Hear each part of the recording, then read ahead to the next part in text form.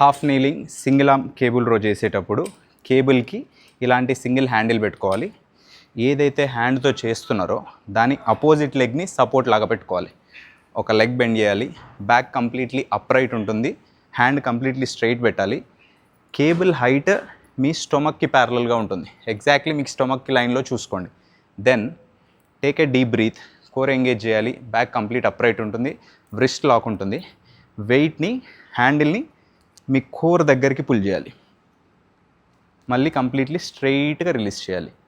Wait pull చేసేటప్పుడు elbows వెనక్కి వెళ్తాయి, హ్యాండిల్ అనేది మీ టార్సో పక్కనకి వస్తుంది. కంట్రోల్డ్ ఫ్యాషన్లో మళ్ళీ రిలీజ్ చేయాలి. మొమెంటం యూస్ చేయొద్దు, ముందుకు వెనక్కి ఊగొద్దు. పుల్ చేయండి, రిలీజ్ చేయండి. వ్రిస్ట్ అనేది లాక్ ఉంటుంది, బ్యాక్ స్ట్రైట్ ఉంటుంది.